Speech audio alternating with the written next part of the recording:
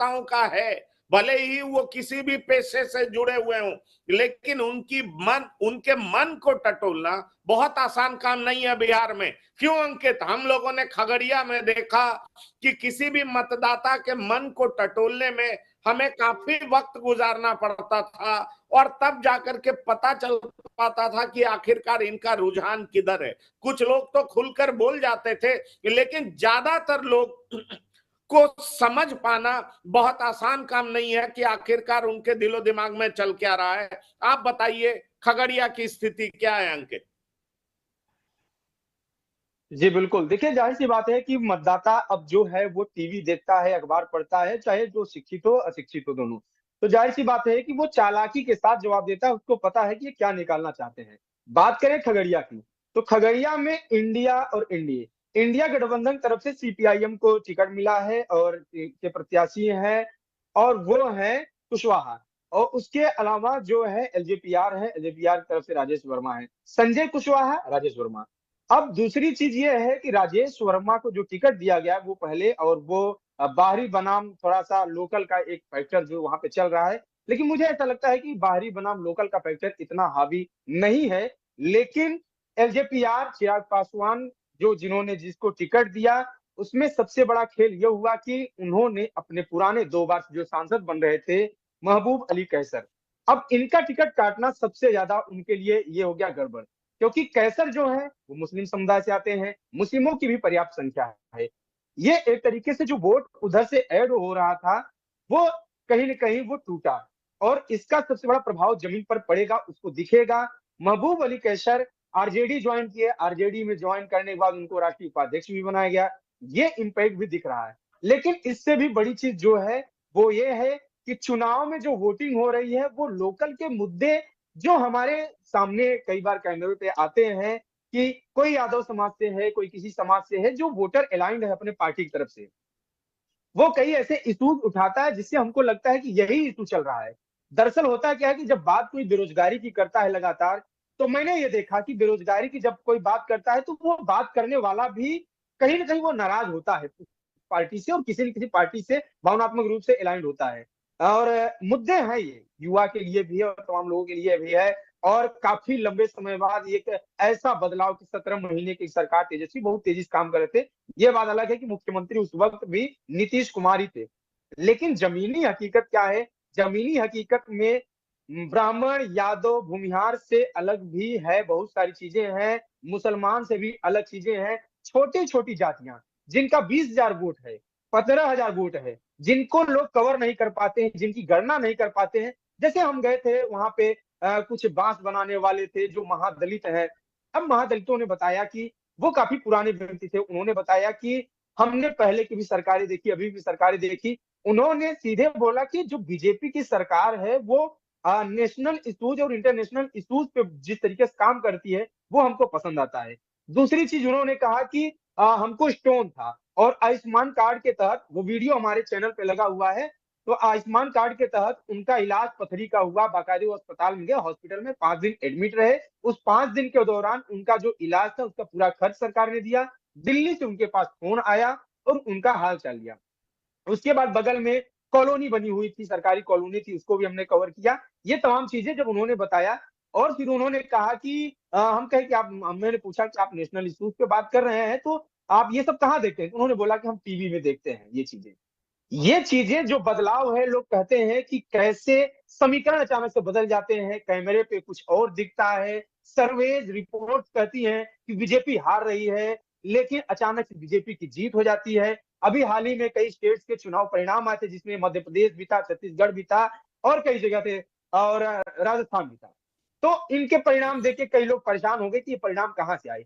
ये वही परिणाम है जो जमीनी हकीकत से, छोटे जगहों से, वो 20,000 की जात, वो 15,000 की लॉबी, वो लॉबी जिनके बारे में कोई सर्वेकरण नहीं पहुंच रहा है, जमीनी हकीकत कोई नहीं जान रहा है, वो छोटे-छोटे वोट जो हैं, वो ऐड ऑन हो रहे हैं, जिनके बारे में कोई पूछताछ दरअसल नहीं है। दरअसल ये तो हुई। अंकित मैं आपको बता दूं कि इनको बिहार में पचपौनिया कहा जाता है, पचपौनिया जाति। इस जाति में कई छोटी छोटी जातियां आती हैं, और लालू प्रसाद जी जब कभी इनका वोट पाते थे तो अपने समय में जो कहते थे ना कि मत पेटी से जिन्न निकलेगा, तो ये जिन्न इन्हीं वोटर्स का होता था, ये पूरा समीकरण बदल देते थे। तो दरअसल हुआ क्या है कि इसी अति पिछड़े समाज के वोट, जिनको हम चुप्पा वोटर कहते हैं या कई जगह आपने सुना होगा गुम्मा वोटर कहते हैं, वो ज्यादा मुखर नहीं होते, वो आपको वोकल चौक चौराहे पर नहीं दिखेंगे, वो आगे बढ़ करके बोलने नहीं आएंगे कि मैं अमुक के पक्ष में कर रहा हूं, अमुक के विरोध में कर रहा हूं। लेकिन जब वो ईवीएम पे बटन दबाते हैं तो पूरा खेल परिवर्तित कर देते हैं। और इनकी संख्या हर लोकसभा विधानसभा में बहुत अच्छी होती है। और खास तौर पर ऐसा माना जाता है कि जब नीतीश कुमार और प्रधानमंत्री मोदी एक साथ आते हैं तो इनके दिलो दिमाग में कोई कंफ्यूजन नहीं होता है। लेकिन सवाल ये उठता है कि ये पिछला रिकॉर्ड है, ये इतिहास की बात है। नए चुनाव में क्या नई बातें दिखाई पड़ी आपको? नए चुनाव में जिन छोटी छोटी जातियों की आप बात कर रहे हैं, उनके दिलो दिमाग पर कौन सा मुद्दा था? टीवी देखते हैं, नेशनल इश्यूज है, इंटरनेशनल इश्यूज है, लेकिन शौचालय योजना उनको मिला क्या? जो मुफ्त राशन है उनको मिल रहा है क्या?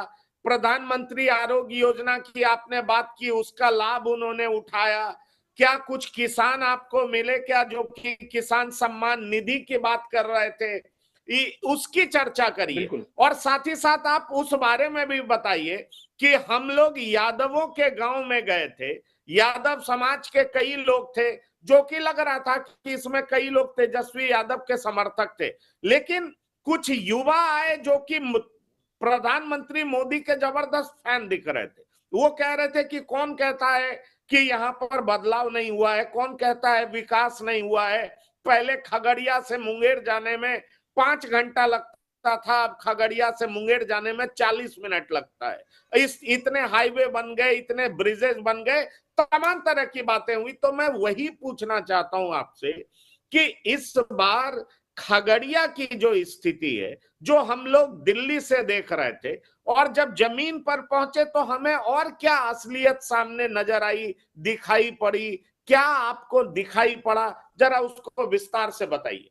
नहीं, तो मैं वही चीज बताना चाह रहा था कि अब बाहर से देखने में लगता है कि चौक चौराहों पर जो बहस हो रही है वही असली सच्चाई है, लेकिन ग्राउंड पे जब हम गए तो ग्राउंड का स्थिति ये जो निकल के आया।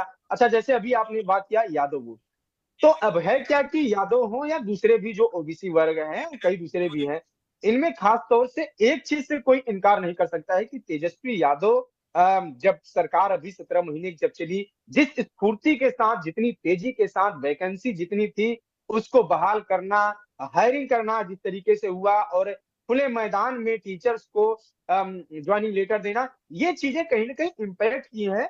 और मुझे लगता है कि जो लोग भी जो लगातार बता रहे थे, चाहे बुजुर्ग हो चाहे जो भी हो, इन लोगों के बीच में ये मुद्दा इतनी तेजी से पहुंचा, इसका इम्पैक्ट मुझे नहीं पता है कि अभी इस बार पूरी तरीके से दिख पाएगा कि नहीं दिख पाएगा, लेकिन आने वाले विधानसभा में जुड़े हैं ये आपसे, नहीं दिखेगा, तो बात बहुत मजबूती के साथ दिखेगा। और अभी की जो बात करें तो अभी खासतौर से खगड़िया की बात करें तो कुशवाहा जैसे प्रत्याशी हैं, सीपीआई-एम के प्रत्याशी हैं।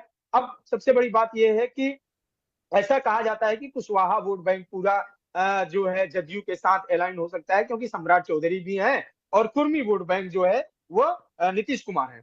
लेकिन जाहिर सी बात है कि लालू प्रसाद यादव ने जिस तरीके से इस बार फील्डिंग की है, कई जगह कुशवाहा प्रत्याशी भी उतारे हैं, तो खगड़िया की भी स्थिति यह है कि कुछ वोट कटेंगे या कुछ से ज्यादा ही वोट कटेंगे। लेकिन उसके अलावा साहू समाज से हमने मिला, साहू समाज के कई वोटर थे वहां पे, वो बोल रहे थे कि हम बीजेपी के साथ थे। और जो बनिया समाज है और जो ऐसे, मतलब कि ये एक तरीके से कह लीजिए कि ये कहना एकदम से इस बार बड़ी गलती होगी कि किसी जात का पूरा वोट बैंक किसी पार्टी के साथ अलाइन है, ऐसा नहीं है। इस बार का जो समीकरण है वो काफी अलग है, टुकड़ों में हर जगह से वोट जा रहे हैं अपने हिसाब से, जिसकी जो सहूलियत है। जैसे एक माझी परिवार हमसे मिला, माझी परिवार सड़क पे था और वो काफी नाराज, उसका सबसे बड़ा इशू यही था कि हमारे घर उजाड़े जा रहे हैं, हमारा घर इसलिए उजाड़ा जा रहा है क्योंकि सड़क पे हम पुश्तैनी घर है, 5 पीढ़ी से रह रहे हैं, लेकिन कोई पहुंच नहीं रहा है, सुविधाएं नहीं पहुंच रही है। गवर्नमेंट की जो योजनाएं हैं, गवर्नमेंट की योजनाओं की बात करें तो आप पूरे बिहार में जो अभी तक हमने सिर्फ खगड़िया ही नहीं घूमा, पाटलिपुत्र राजपुत्र भी गए और कई जगह गए, तो एक चीज तो बहुत जो बड़ी चीज थी, वो 5 किलो जो अनाज है, मुफ्त अनाज जो है वो पहुंच रहा है, इसमें कोई दो राय नहीं है। आयुष्मान कार्ड की जो बात है, मुझे वो इकलौते मिले थे, लेकिन वो महादलित थे, उन्होंने बताया कि ये चीज मुझे मिला है, ऐसा कम लोग मिलता है, क्योंकि टेक्निकल इश्यूज, मतलब कि लोग उसको रजिस्ट्रेशन नहीं करा पाते हैं, उसको सही से सही जगह पहुंच नहीं पाते हैं, और ऐसी कई योजनाएं सरकार की 2-3 है जो नहीं मिल पाती हैं। लेकिन आवास और अनाज और शौचालय, इन 3 चीजों का मैंने देखा इम्पैक्ट काफ़ी ज़्यादा है, गाँव में पहुँची हैं चीज़ें, प्रभाव है। एक एक चीज़ और है, नल जल योजना जो प्रधानमंत्री लगातार कह रहे हैं कि घर-घर पानी पहुँचाने की जो योजना है, ये कई जगह पे असफल दिखा, फेल्ड दिखा, क्योंकि लोगों का ये कहना है कि जो नल की व्यवस्था पहले थी, जो कूप हैंडपंप देते थे, हैंडपंप सही था दरअसल, उसको रिबोर भी हो जाता था, उससे पानी बाद में यूज़ करते रहते थे, लेकिन नल जल जो व्यवस्था है, ये सप्लाई हो नहीं पाता है। एक बार टूट गया तो बन नहीं पाता है, साल भर बंद रह जाता है, वो सफल नहीं है जो अभी तक मैंने देखा। तो ये ग्रामीण इश्यूज है और वोट इसी के हिसाब से पड़ेंगे। ऐसा नहीं कि सिर्फ जाति-जाति पे वोट पड़ेगा, वोट इस हिसाब से पड़ेगा। तो खगड़िया का जो अभी तक खगड़िया में भी देखा, बाहर भी देखा, ये इश्यूज है, कोई इकलौता नहीं है कि रोजगार, बेरोजगार, तो नरेंद्र मोदी का चेहरा चल रहा है और साथ ही साथ तेजस्वी के जो लोग हैं वो भी अलाइन्ड हैं। लेकिन मुझे जहाँ तक अभी लगता है कि 2019 के चुनाव से और अभी के चुनाव में बहुत कुछ फ़र्क नहीं आया है, ज़मीनी इश्यू है, बल्कि कई योजनाएँ ऐसी हैं जिनका प्रभाव बढ़ा ही है। चलिए अंकित, आप खगड़िया की बात साझा कर रहे थे क्योंकि आप जमीन पर थे, हम लोगों ने बहुत कुछ देखा भी, और आप बहुत सारी बातें बता रहे थे क्योंकि आपने भी कई अलग अलग लोगों से बात की, मैंने भी कई अलग लोगों से बात की। मैं तो हैरान तब हुआ, एक कुर्मी समाज का लड़का मिला और वो इस कदर नीतीश कुमार पर नाराज था कि मैं हैरान हो रहा था, और वो इतना ज्यादा फैन दिख रहा था तेजस्वी यादव का कि मैं जब उससे बात कर रहा था तो मुझे लग रहा था कि वो एक शब्द तेजस्वी यादव के खिलाफ सुनने को तैयार नहीं है। जब मैंने उससे पूछा कि आप कौन से समाज से आते हैं, पहले मैं किसी से जाति पूछना ठीक नहीं है, लेकिन वो खुद ही बोल बैठा कि देखिए मैं इस समाज से आता हूं। मैंने कहा अरे सही में आप इस समाज से आते हैं? तो उसने कहा बिल्कुल आता हूं, लेकिन मैं तेजस्वी यादव का फैन हूं, और तेजस्वी यादव का इसलिए फैन हूं क्योंकि नौकरी वही दे रहे हैं।